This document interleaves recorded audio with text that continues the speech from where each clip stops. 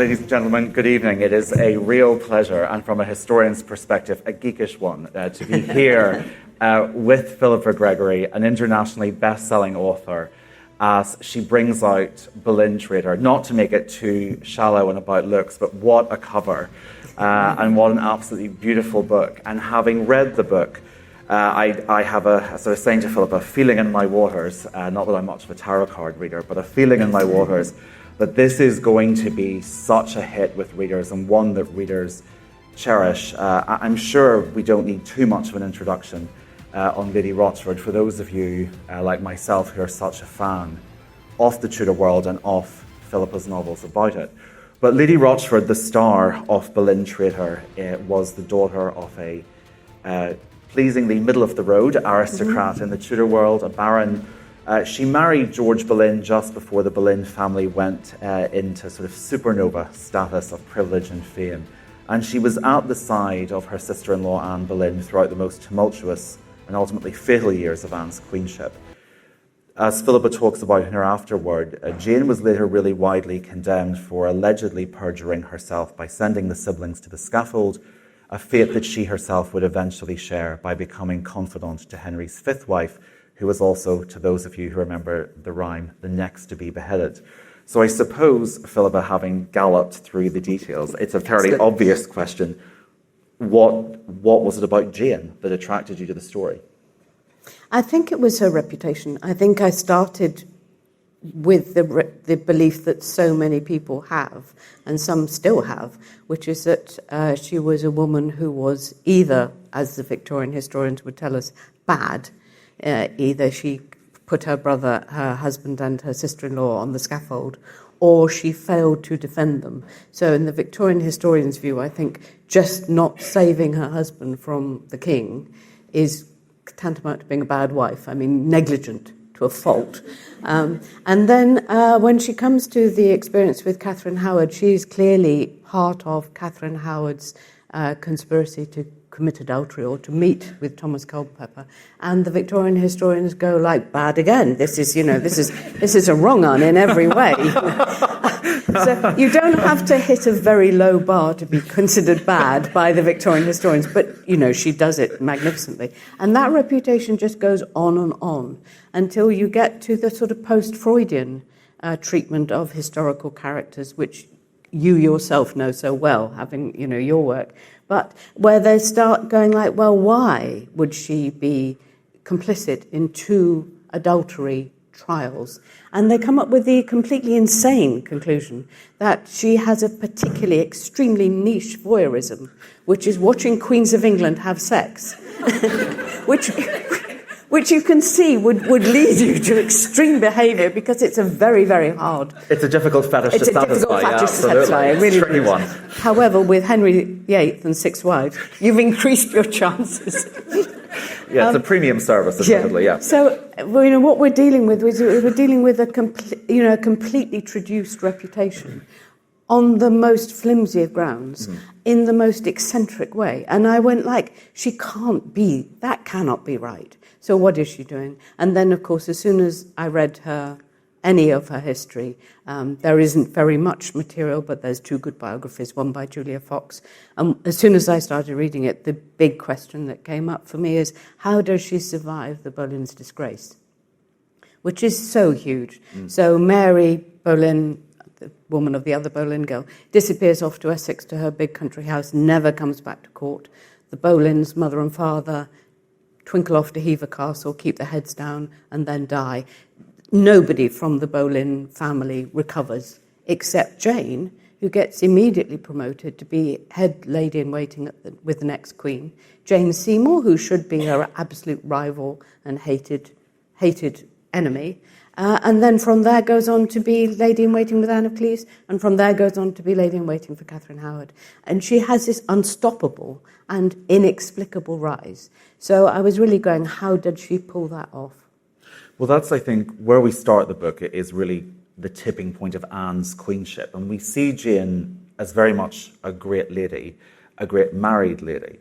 And the 2 people I wanted to talk about briefly before going into Jane's later career with Jane, Anne number 2, and Katherine number 2, is Anne and then George. So the Anne Boleyn that we see here, there's a fantastic, I don't think spoiling it because it's the start, an opening vignette of both Anne and Jane looking into a mirror, but the mirror's got their heads cut off, and then they have to step back. And you have this sense, I think, of two very intelligent women, in Anne's case also very charismatic.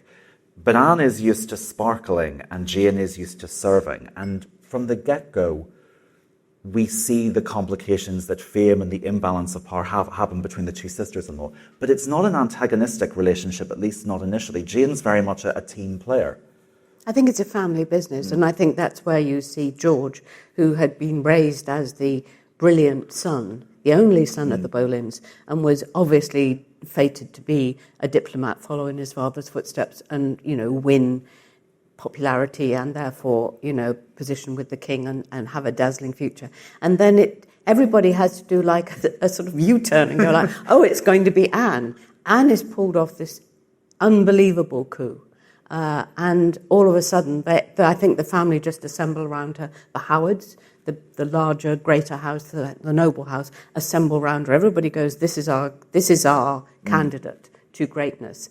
And I think there's just an absolute acceptance by Jane, that instead of supporting her husband in his career as a diplomat, she's supporting her sister-in-law in her career as a queen, and they all are going to do that, and there's no question about doing that. Well, I wanted to talk about, I love the book, but one of the things that great historical fiction can do is make you think about a dynamic that maybe has been overlooked.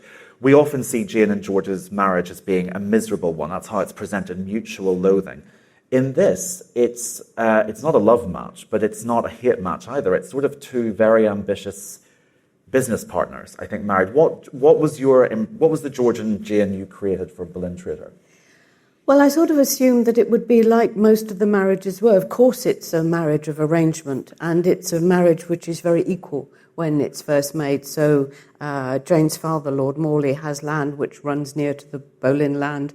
George is going to be a diplomat at Henry's court. Lord Morley's a scholar, but a popular member of court. Whenever there's, a treason trial or dirty work to be done, Morley gets on his horse and goes up to London and does it and comes home again. He doesn't relish the court life. He really, I think, understands politics, but he's a philosopher and a scholar. And so there's this sort of middle-ranking nobility, and there's the Boleyns on the rise. They're about the same level. It's a good match. And then Anne wins the lottery, and the whole thing becomes much less equal. But by that time, they've been married 10 years. So I think there's a real sense that like other couples, that they're married, the marriage is arranged, but it's pretty appropriate for age, it's pretty appropriate for status when it's done. There's no reason that they shouldn't get on very well. They both have a background in court serving. That they're okay for each other, and I think they quite like each other. There's no evidence in the historical record that they hated each other, except for the fact that Jane fails to save George from the scaffold, which I'm sure nobody could have done. No, I think at that point it was like trying to sort of, paper over the crack in the Titanic at that stage. It's just not going to happen. You can try your best, but I want then the other man in her life comes in, and it's Thomas Cromwell. And I've said this to you before, and this is, for someone who won the Sunday School Prize, this is as close to heresy as I'll come. But I didn't really love the Thomas Cromwell of Wolf Hall, which I know is blasphemous. But I know, mea culpa. But the reason being is that I said this to you before, Philippa, but there's a fantastic quote from a survivor of Nazi Germany that Magda Goebbels made good strudel. And it's how figures who are complicit in tyranny, they'll often roll out these twee details about them and there was an article in after the Nuremberg rallies that Magda Goebbels loves to make good strudel to sort of detract from what Herr Goebbels was doing. And I think the Wolf Hall Thomas Cromwell to me is a little too cuddly. And in this, he is the unctuous, smiling face of tyranny, and you get such a palpable sense of almost a police state being built. How does Jane navigate that, and what choice does she really have as that world's built around her? I think what she does is that she recognises that what she needs at court is a patron and a protector, because after the deaths of Anne and George, everybody knows that it is fatally dangerous to get on the wrong side of Henry VIII, and the law won't protect you, and the church won't protect you, and your family can't protect you, and literally you're going to die if the king takes against you. But you can't get away from court, because the only way to earn a living for any of them is at court. That's the source of all fees and pensions. So I think Jane sees as vividly as anybody can that what she has to do is she has to have someone looking after her.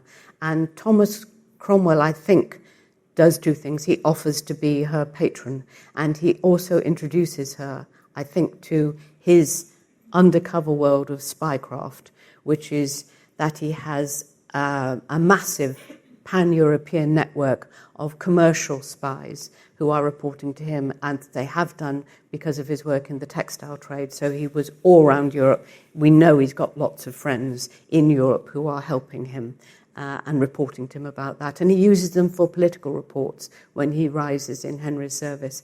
He's got loads of people reporting from the English county towns and newly created administration. He's made them sheriffs, he's made them mayors, and they report back to him about the really recurrent, persistent unrest against the Tudor reign. Henry is not the King of Merry England. People do not widely love him. So Thomas has got a whole network of spies reporting on that, and I'm absolutely certain he has a network of noblemen in the king's rooms and a network of noble women in the queen's rooms. And Jane is perfectly positioned in the first years of her widowhood because she has to have someone to look after her. And we see Cromwell gets a law through Parliament just to pay her a much improved widow's dowry and to give her Blickling Hall in Norfolk for life.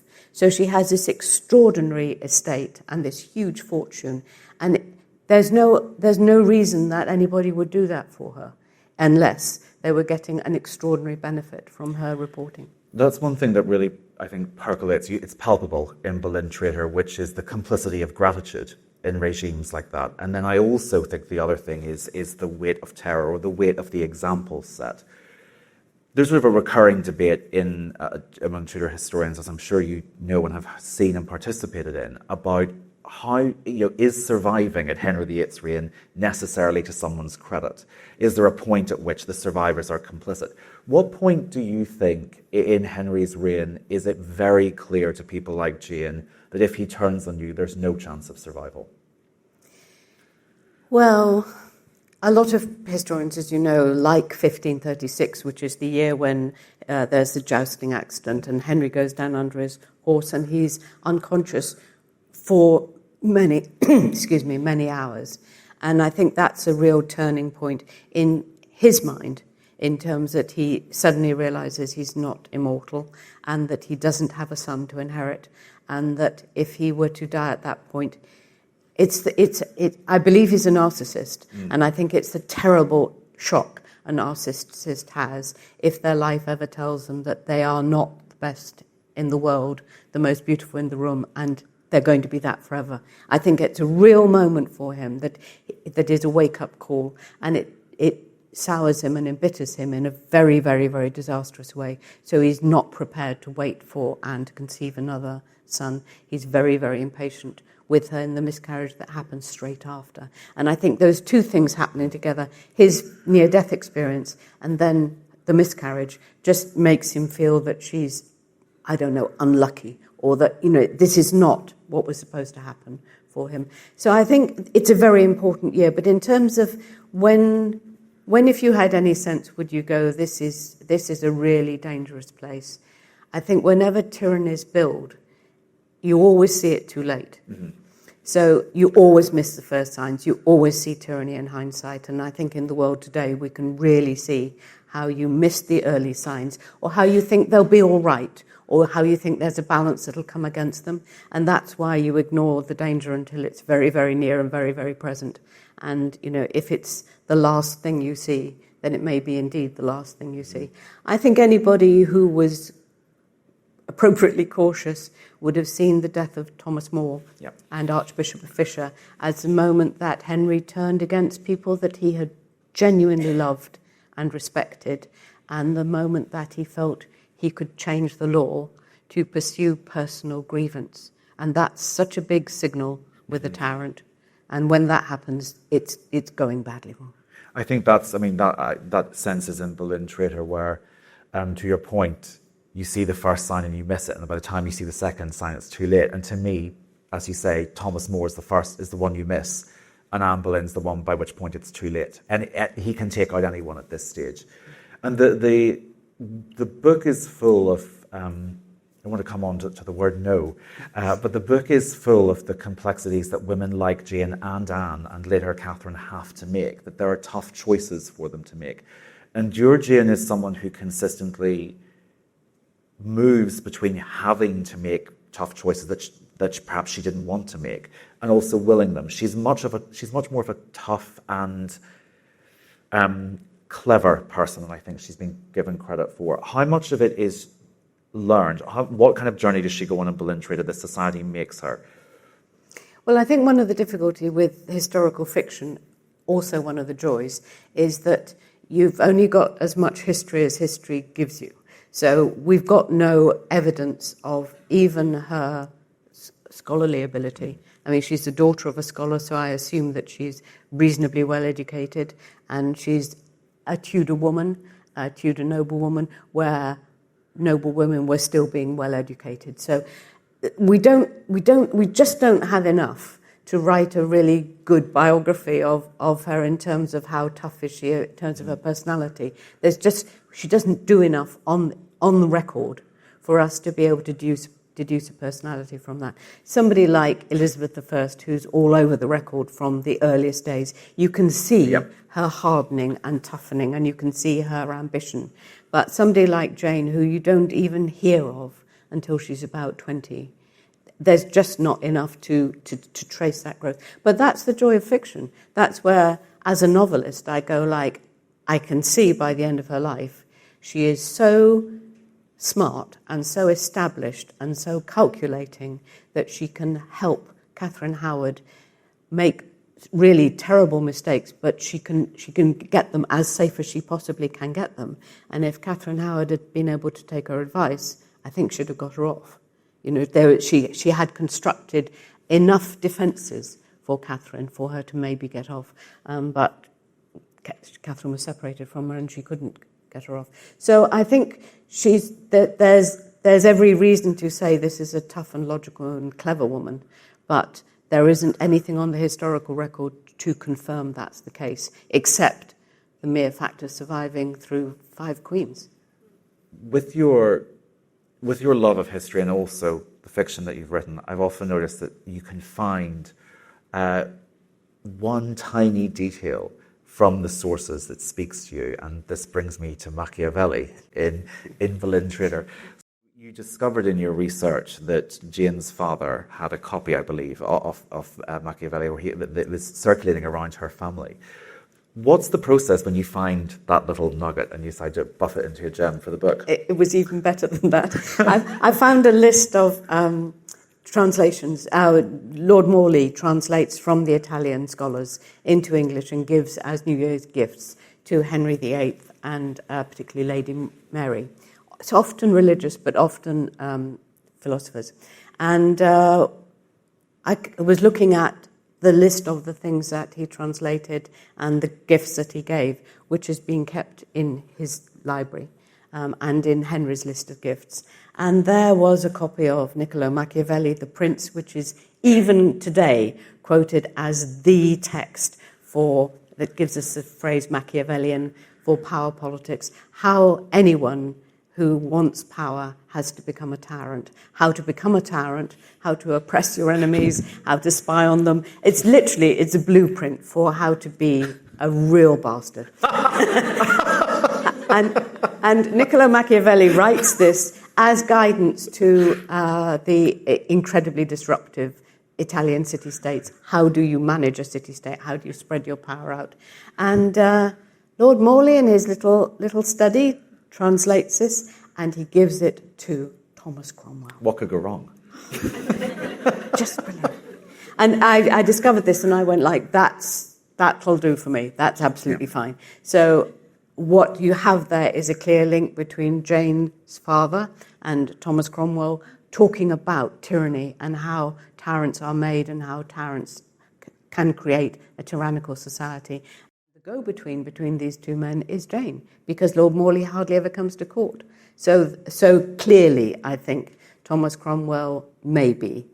This is speculation and I write it as fiction. I'm always saying that on this tour because we don't know whether Jane literally hands over Machiavelli. We don't know whether Jane reads Machiavelli. But what we have is an absolute connection between the translator into English of Machiavelli, the only translator into English, and the first translation going to Thomas Cromwell. And literally, it's why would he want to know?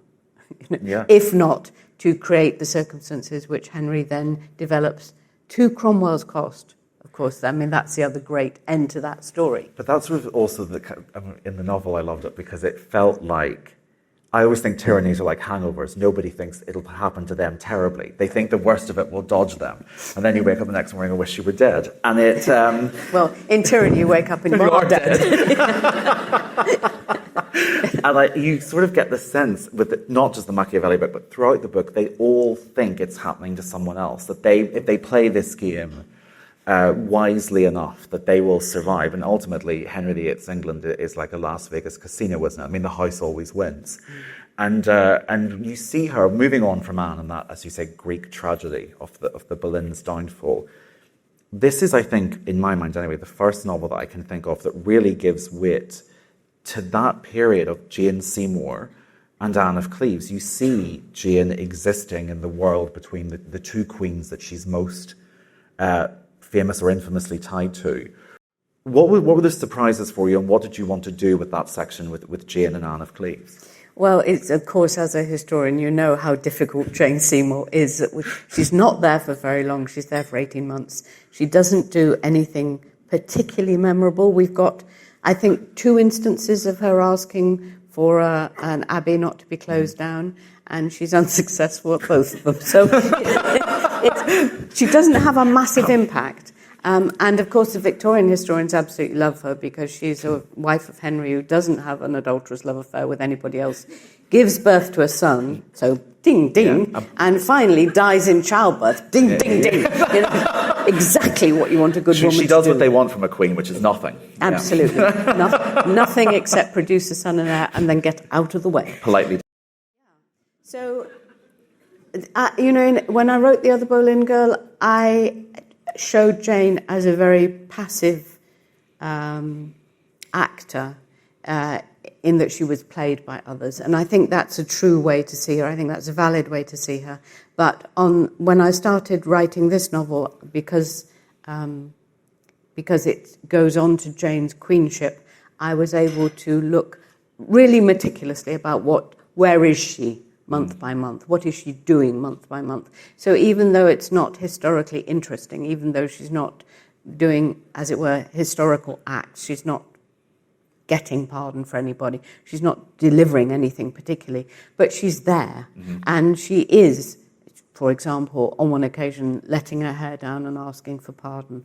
She's not successful, but she's doing these things that queens are supposed to do. So she clearly had an idea of herself as an actor on the royal stage. She's in Anne's clothes. She's in Anne's litter with mules taking her around the place, and she knows she's got to have a baby, and she knows the clock's ticking. So that actually, if you stop thinking of her as, forgive me, men historians have traditionally thought of her, which is a sort of interim queen between the interesting ones, and you start thinking of her as a woman who did not know she was the interim queen. In her life at the time, she thought she was really riding high, I mean, doing very, very well, and that all she had to do was to give birth to a son, and she would have indeed been regarded as the saviour of Tudor England, I'm sure. I think he would have been unfaithful to her, but I'm sure he would have been unfaithful to her. But I don't think he would have felt the need to behead her. Which is a win. No, well, listen again. It's like Victorian historians. Henry VIII is a good husband. The bar is very, very low. Exactly. Just don't murder me, and I'll be happy at all anniversaries. Yeah, absolutely. No, it is. But to take Jane seriously, which is one of the things that, I know you know, but I've just done a huge history book called Normal Women, 900 Years of Women's History. To plug it, it's very, very good. Thank you. Very good. And what was interesting about that was taking women's history seriously, even if they look terribly poor, even if all we have of them is a record of land being transferred. It's not to go, oh, well, this doesn't really matter because it doesn't affect the national history, or this doesn't really matter because she doesn't succeed. But to actually go like every single record that I can get my hands on, I'm going to read, and I'm going to take it really, really seriously. And that attitude to the historical record has really served me very well in the next novel I've written after that history, which is this one, where I've gone like, I'm going to take Jane Seymour as seriously as if she did 16 years like Catherine of Aragon did. Because in those 18 months, she doesn't know she's only going to last 18 months. Well, that was also, I mean, to tie her to Anne Boleyn as well, one of the things that this book does very, very well indeed is that I very briefly forgot what happened to Anne Boleyn, because you sort of thought she was so impressive. And I think there's what we have with the Tudors is the wit of knowing what happens after. What they have is the wit of what's happened before them. And I found myself wondering with Anne at one point, is she thinking, I better be like Elizabeth, I better not make Elizabeth Woodville's mistakes if he dies? Do I have to move quickly? Yes. And also then we get to the other Anne of Cleves, and she doesn't enter this book as someone who you necessarily think is going to fall at the first hurdle. The challenge for you with both Annes is that they've been in other novels, and Anne of Cleves, I think, was a point of view character in the Boleyn inheritance. And it was an interesting way of looking at it. What were the challenges for you, Philippa? What was the joy, I suppose, in coming to someone like, say, Anne of Cleves that you've written about before, but it's now a completely different angle? It was quite scary because I didn't want to repeat myself, and equally I didn't want to completely contradict myself. Yes. So there's this thing about the view I took of her was, I think, the right one, but I want something different and fresher. But the other thing is like, even if my view of them was the same, I have changed as a writer, so what I'm interested in and what I'm thinking about is different. This book was so much about the art of the mask, and so much about the choreography and the building and the mask painting and the wearing, and that was such a running symbol all the way through it that it was a coincidence in my writing, but a sort of magical coincidence. When Anne of Cleves, I think, first disappoints Henry at their first meeting, it's because he is playing a mask. And everybody at his court knows he comes in, he looks ridiculous, he's got an enormous cape on, he's got his hat pulled over his eyes, he's taller than everybody in the room, he's fatter than anybody can possibly be.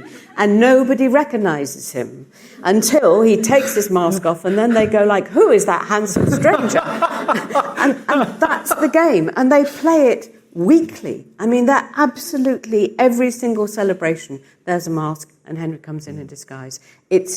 It's how he renews his sense of boyish handsomeness. It's how he feeds his narcissistic needs. And the whole court is absolutely trained to be amazed, to ignore him completely when he comes in because they think he's the costumes he has. Sometimes he comes in as a Turkish nobleman, mislaid the road from Istanbul, as you do. He comes in as a Russian fur trader, and all draped up in furs and things like that. He comes in as Robin Hood. Yep. I mean, Robin Hood, Henry VIII. Wouldn't you love to see that? So anyway, nobody's told Anne of Cleves this is how it's done, and so she's watching the bull baiting just after she's arrived in England, and a bunch of men come charging in, all disguised, all drunk, all very, very loud, come up to her, and their leader, the biggest, fattest, ugliest man amongst them, comes up and kisses her. And she's absolutely horrified, as any normal woman would be. And he can never forgive her, because I think in that moment he actually sees, again, like 1536 when he's under his horse, he actually sees what he's really like. Mm-hmm. And he sees that this very, very beautiful young woman finds him completely repellent. Again, like good historical fiction, it makes you think of historical fact in a different way. There's a wonderful bit where Anne Boleyn, and I thought, gosh, what must it be like to be married to someone so much more stupid than you are? But poor Anne is sitting there and she's complaining about these masks, and she's like, I can't do this again. I can't fake being surprised to see him. And it's Jane who has to say, but you have to. You have to. And your Jane is someone who can keep that mask on like a real professional. And there's a timelessness to the Jane Rochford, the Jane Boleyn of Boleyn Traitor, because you could drop her into Downton Abbey or Succession, either of them, and she would be someone who has to succeed, and she will succeed. She survives Anne Boleyn. Jane Seymour doesn't survive herself, and then she survives Anne of Cleves being nudged to one side for failing to recognise the mask. And then there is this extraordinary section in Boleyn Traitor, really, I think, the third act, if you like, of her service to Catherine Howard. And I've spent time with Katherine and Jane, and this was a beautiful portrayal of it. Well, in all fairness, you wrote a fabulous autobiography called Young, Damned and Fair, which I had practically at the side of my desk. If I could have copied directly from it, I just would have done. But that's not regarded as good manners, but yeah. I wouldn't have minded, but thank you very much. And I think the Katherine and the Jane, I mean, Katherine is almost the opposite of her in terms of, there is charm and there is charisma there. And you were very, the urge to paint Anne as a two-dimensional villain and Katherine as a two-dimensional victim is a strong one for people. This was a nuanced Katherine, but she is a neophyte in terms of the court and what she knows. And Jane is, mentor is maybe a strong word, but what was the impression of the relationship you had between Jane and Katherine, and what did you want to give to the reader? I think Jane by now is an extremely experienced lady-in-waiting.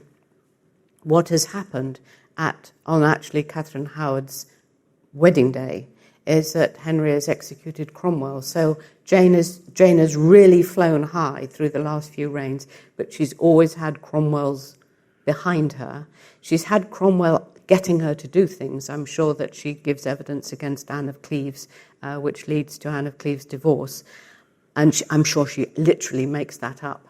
But she does it for the benefit of Cromwell, and Cromwell, I'm sure, in return to her, supports her and probably warns her the way things are going and probably directs her where she should be and where she shouldn't be.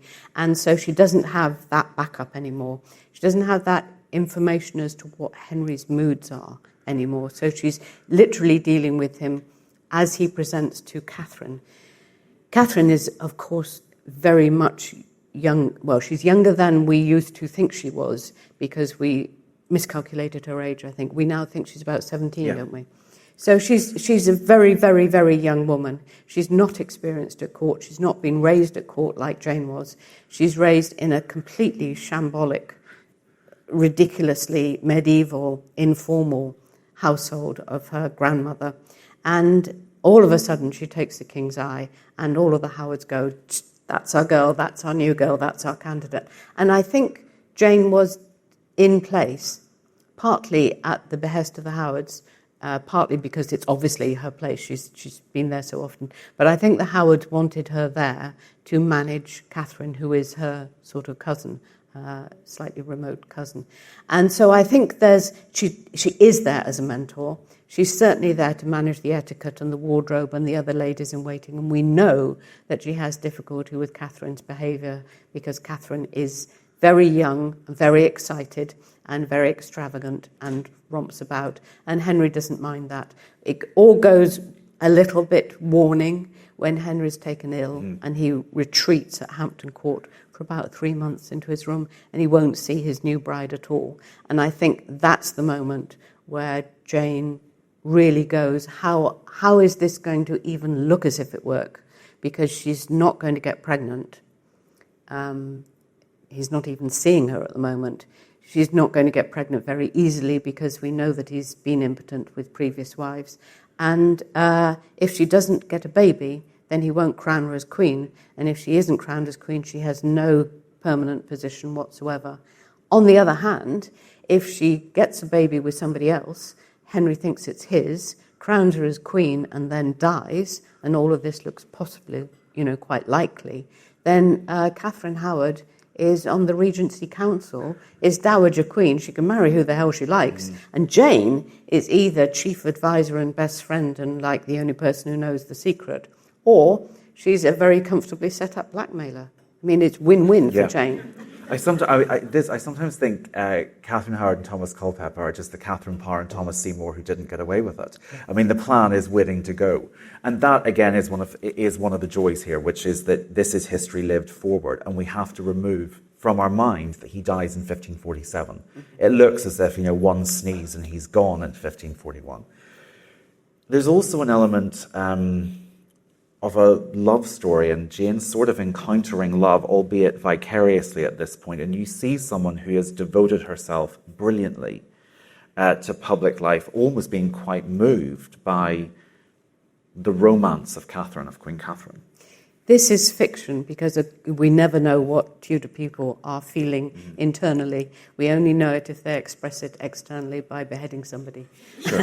For instance. That'll do it. So we don't know what she's feeling, but I think that a courtier of her experience and her knowingness, and particularly being as acutely aware of the danger as she must have been, she must have gone, there is no stopping this. This is a young woman genuinely in love, and you might as well tell a galloping horse, you know, to slow up a bit and calm down. It's can't be done. And I think Jane, who has never married for love, Jane, who has never been in love, Jane, who now, as a widow, absolutely tainted by treason and by her long service, it's not likely she's going to fall in love. And if she does fall in love, it would be a marriage which would be to her disadvantage. And she's just out of that sort of romantic view altogether. But I think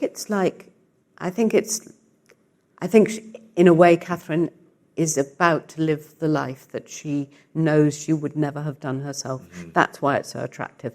Catherine is about to risk everything because she's madly in love with a completely unsuitable young man. Jane would never have done that, but I think it touches her really deeply. Yeah, there is. I mean, the final act of the Boleyn Traitor is really about sort of the gorgeous lunacy of falling in love for the first time, and he's a wrong 'un, but you just don't care. No, you just don't care. No, but I can't speak from experience, folks. Me neither. No, absolutely. No. This is but a friend of mine once said. Absolutely, yes, a friend told me. Yeah. So to move on to something more serious and less gorgeously lunatic, I want to talk about the word no in Boleyn Traitor. There's a fabulous afterword in the book as well, where you talk about the decisions you've made, and it echoes really painfully the end of the novel when Jane is looking back on this varied life. Jane is someone who has lived through the consequences of seeing women like her sister-in-law start to say, no, I don't want that to happen, I want it to be this way. She has seen another queen in Katherine fall by the wayside with the word no, and she's seen men like Thomas More fall for saying no to political decisions. But at the very end, we're left with someone who is reflecting on the impact, the sort of gorgeous lunacy of saying no. What was important to you about the word no in Boleyn Traitor? That's really interesting. I think because at its simplest, it's what you have to say to tyranny. And it is gloriously simple and also incredibly hard. And you have to say no early on. So you have to say no when you think the ballot box is being rigged. You don't let that go and wait for something clearer or something worse. You have to say no at the earliest point. And it's always going to be too late, but it needs to be as little late as possible. And one of the ways Jane gets to the understanding of her life and of Henry's life, which have been lived in parallel, they're almost husband and wife.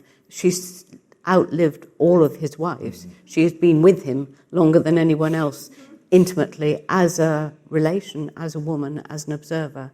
And at the end of her life, in an effort to escape execution, she pretends to be mad because there's a medieval law which says a mad person cannot be executed.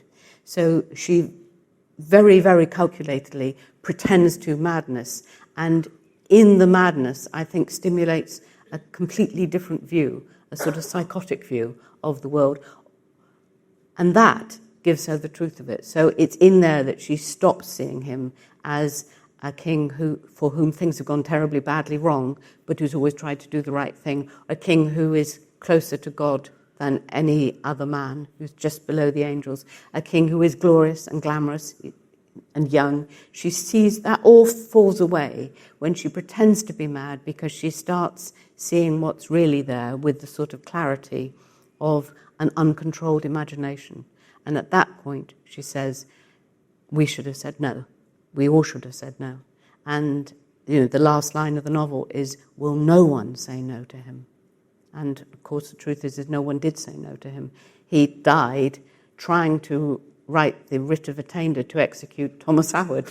If he hadn't died that night, Thomas Howard would have died the next morning. The last pin left standing. Literally. But also, literally, his last act was trying to kill somebody else. He's so misunderstood, though, isn't he? But you can really see, can't you, why this is the king that people have chosen to have on chocolate boxes and on coffee cups, and to teach our primary school children about. Here's a great bloke. Well, so I remember I'll not name names, but I remember being on a panel once and someone said, he fell off his horse and hurt himself. I'm like, oh, I'm sorry, that actually wasn't the worst injury in the royal family that year. He chopped off his wife's head. I hate to belabor the point, but that's probably sadder.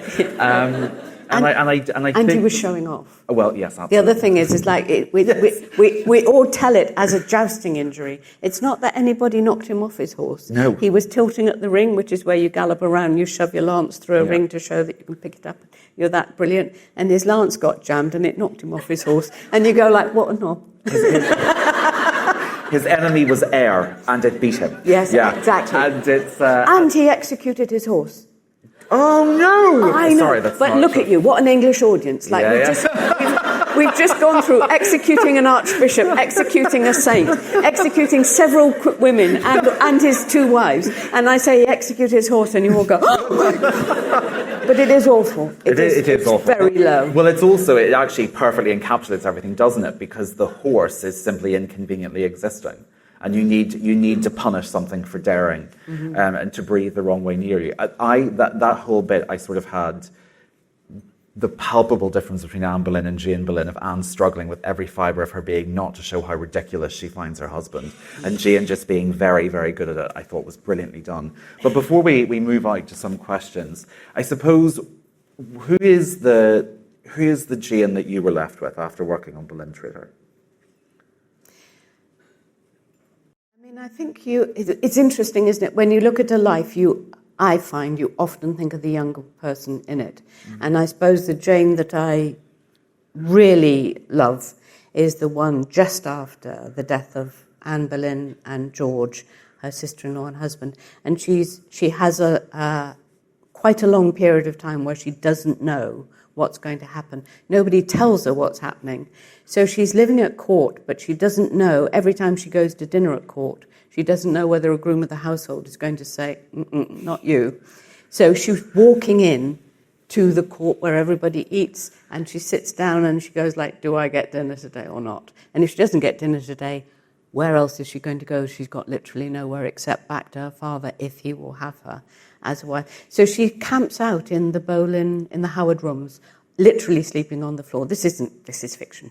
But there's this gap of time where we don't know how she survives, and I think she camps out in the Howard rooms and just hopes for better times. And it's that sort of grit that I like in my heroines, that go like, it's all gone very badly wrong. What I have to do now is wait and figure something out and hope for the best. And she gets a call from Thomas Cromwell, and I think it's that moment that makes her unity with Thomas Cromwell, which dictates the rest of her life, which is fabulously successful until it meets Henry's opposition, and nobody gets past Henry VIII at that period. That's something that's so vivid in the book, the phrase "until it isn't." Yes. And it's a fabulous book. I've raved about it, but this is not just because I'm on the stage with Philippa. It is an excellent book. So I just wanted to thank you all for coming, and to thank Philippa for joining us. Thank you very much, everyone.